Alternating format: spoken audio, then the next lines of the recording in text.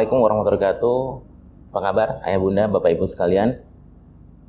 Mudah-mudahan Allah memberikan rahmat pada kita di kondisi pandemik yang berat ini. Kita nggak bisa memilih kondisi ini dan Allah sudah berikan ini, takdirkan ini, maka yang bisa kita lakukan adalah beradaptasi dan kemudian berkompromi dan bersabar dengan ujian ini. Ayah bunda, bapak ibu sekalian, di vlog hari ini saya ingin menyampaikan beberapa hal. Satu hal sih sebetulnya ya, yaitu tentang ada sedikit perubahan tentang cara pembelajaran di sekolah. Saya akan jelaskan dulu cara pembelajaran yang biasanya dilakukan di sekolah kita maupun di sekolah-sekolah lain, yaitu di awal tahun ajaran praker, guru akan membuat rapat kerja. Kemudian guru akan membuat tema besar. Kemudian dari tema besar itu nanti yang akan dijadikan bahan belajar siswa. Misalkan bulan pertama ini tema kecilnya ini, belajarnya ini. Bulan kedua tema kecilnya ini, belajarnya ini. Bulan ketiga tema kecilnya ini, belajar ini, dan seterusnya. Nah, menurut beberapa referensi gitu ya, bahwa belajar itu seharusnya apa yang ingin diketahui anak, apa yang ingin dibutuhkan anak. Selama ini belajar itu top down dari guru ke siswa. Jadi guru menjadi subjek dan siswa menjadi objek. Siswa nggak tahu apa yang mau dipelajari, siswa nggak tahu besok mau belajar apa, siswa nggak punya kesempatan untuk mengusulkan aku pengen belajar ini, aku pengen tahu ini, aku pengen tahu itu, dan sebagainya. Nah, apa yang terjadi? Banyak siswa yang tidak terlibat karena atau terpaksa terlibat karena ancaman hukuman, ancaman nilai, dan sebagainya. Nah, apa yang terjadi dengan itu? Pembelajaran menjadi tidak melibatkan siswa ya. Jadi siswa menjadi second atau menjadi orang kedua di pendidikan. Harusnya siswa menjadi orang pertama juga di pendidikan, bukan hanya guru, bukan hanya sekolah. Kemudian dari pengembaraan pengembaraan belajar lah ya, dari beberapa pelajaran yang saya pelajari, pelatihan yang saya ikuti dan sebagainya, ada sebuah metode yang menarik yang ini bisa diterapkan di pendidikan anak-anak kita dengan menggunakan pendekatan design thinking, sebuah framework design thinking. Gampangnya adalah, sederhananya, framework ini mengajarkan kepada kita bagaimana kita berempati pada apa yang dibutuhkan atau diinginkan dari users atau pengguna inovasi atau pengguna apa yang kita bikin. Ya. Jadi ibaratnya saya seorang desainer, saya akan tanya, Pak Iqbal mau baju seperti apa? Seperti ini, oke. Seperti ini, oke. Oke, kerahnya seperti apa? Oh, nggak pakai kerah. Oh, ini apa? Dan sebagainya. Saya akan catat itu keinginan Pak Iqbal, kemudian saya ramu menjadi sebuah desain baru, saya tunjukkan ke Pak Iqbal. Gimana Pak Iqbal? Sepakat nggak dengan ini? Oke, cocok. Nah, kenapa? Bandingkan dengan langsung saya tiba-tiba membuat baju tanpa nanya ke Pak Iqbal, saya kasih, bisa jadi Pak Iqbal menolak. Kenapa? Karena tidak sesuai dengan keinginan dan kebutuhan Pak Iqbal pada saat itu. Nah, di design thinking ini nanti, Bapak Ibu, guru tetap akan membuat tema besar yang akan dibuat guru di raker bersama guru-guru yang lain. Nah, dari tema besar itu nanti Bapak Ibu bisa lihat ya, tema yang sudah dibikin oleh guru-guru di myro.com. Dari tema besar itu kemudian guru membuat jaring-jaring tema. Ya, misalkan tema semester ini sekolah baru. Jaring tema, dibikin jaring tema. Ada di agama belajar tentang apanya nih, sekolah baru nih. Kemudian yang kita sesuaikan dengan kurikulum nasional ya. Kemudian matematika belajar apa, sainsnya belajar apa, dan sebagainya. Dan kita sesuai dengan kurikulum nasional, tahun ini belajar apa, tahun ini belajar apa, dan seterusnya. Kita sesuaikan. Nah, di pekan-pekan pertama sekolah, setelah itu dibuat tadi ya, di pekan-pekan pertama sekolah, guru akan mengajak siswa mengeksplor tema itu. Misalkan sekarang tema tentang sekolahku, sekolah baru, harapan baru.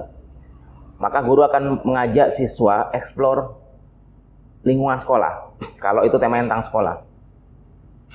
Guru akan mengajak jalan, berdiskusi, ya, mencatat apa yang menjadi celotehan anak di perjalanan itu dan sebagainya, gitu ya. Kemudian melihat, merasakan, meraba, mencium dan sebagainya apa yang ada di sekitar situ. Ya air, ya tanaman, ya pasir, rumah, bangunan dan sebagainya. Nah, setelah guru mencatat itu semua, atau kalau di kelas tinggi, kelas 5, kelas 6 sampai SMP, guru bisa bertanya kepada anak-anak setelah explore tadi itu, apa yang menjadi kegelisahan mereka, apa yang ingin mereka tanyakan, apa yang menjadi hal yang mereka penasaran, apa yang sih menurut mereka yang seru kalau ini dipelajari dan sebagainya. Nah, pertanyaan-pertanyaan dari siswa, kegelisahan-kegelisahan dari siswa itu tadi, itu akan dicatat oleh guru dan diklasifikasikan. Kemudian dari pertanyaan-pertanyaan itu, itulah yang sebenarnya ingin diketahui oleh siswa, ingin diselesaikan oleh siswa, ingin dipahami oleh siswa, ingin dipelajari oleh siswa 1 semester atau 1 tahun ke depan. Tentu kita tidak akan lari dari kurikulum yang ada, gitu ya. Misalkan, ada siswa-siswa bilang, aku penasaran nih kenapa air di sekolah kita warnanya merah gitu, atau coklat, ya, atau hitam karena air gambut. Maka pelajaran sains itu yang tadi berhubungan, misalkan belajar sainsnya tentang apa? Misalkan tentang pencernaan, tentang tumbuhan dan sebagainya, itu diarahkan ke air tadi itu. Apakah air ini cocok untuk minum? Air ini cocokkah untuk dibuat makanan? Air ini cocokkah untuk tanaman dan sebagainya? Mungkin yang kelas tinggi SMP akan dicek berapa pH-nya, pH atau keasamannya. Keasam ini boleh nggak untuk tanaman dan sebagainya. Dan seterusnya, gitu ya. Untuk agama bagaimana? Di agama ada belajar tentang wudhu mungkin ya, di kurikulum wudhu, sholat dan sebagainya. Maka ini bisa diajarkan, boleh nggak wudhu dengan air ini? Boleh nggak sholat dengan air ini? Boleh nggak ini dan sebagainya? Boleh nggak ini suci nggak airnya dan sebagainya? Gitu. Nah, ini akan dijadikan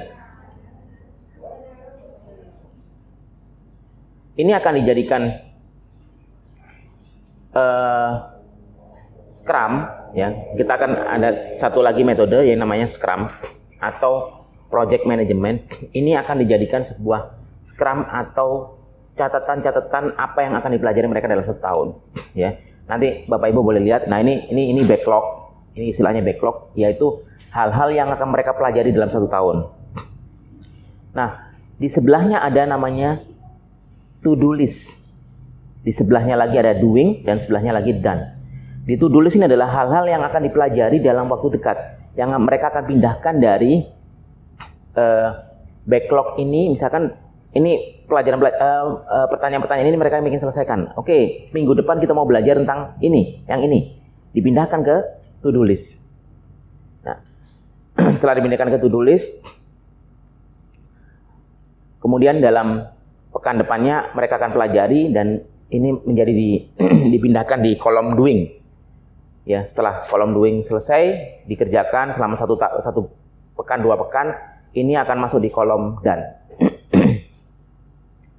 Nah, sehingga anak-anak tahu aku mau belajar apa, hal apa yang ingin aku tahu itu diselesaikan kapan dan sebagainya. Dan mereka akan rapat bersama guru setiap pekan atau 2 pekan sekali, apa yang akan dipindahkan dari backlog ke to-do list ini. Jadi guru sangat akan menampung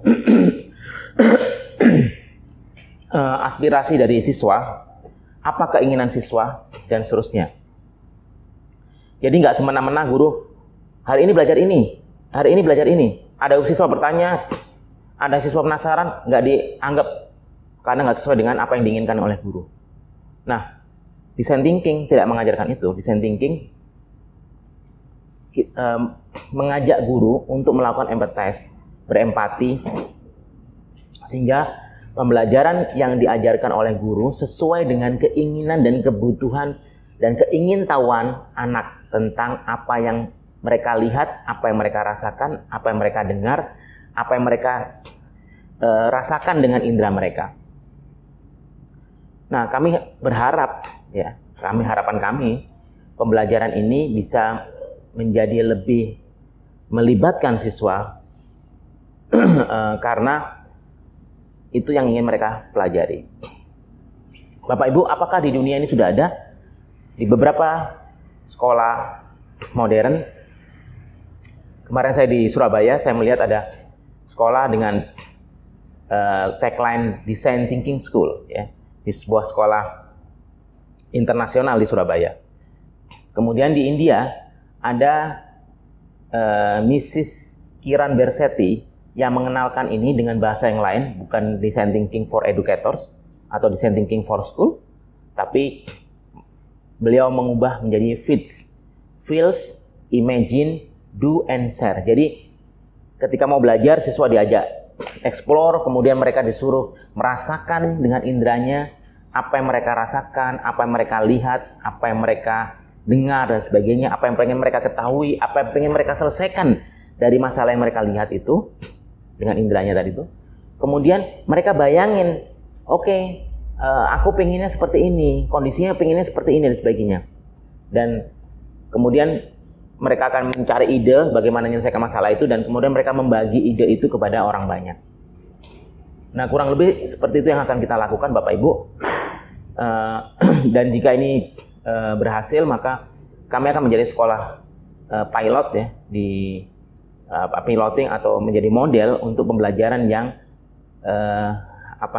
melibatkan siswa, pembelajaran yang menjadikan siswa sebagai subjek dalam pendidikan, bukan objek dalam pendidikan.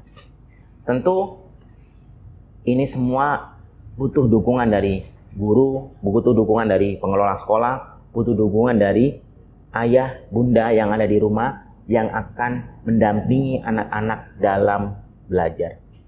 Terima kasih. Assalamualaikum warahmatullahi wabarakatuh.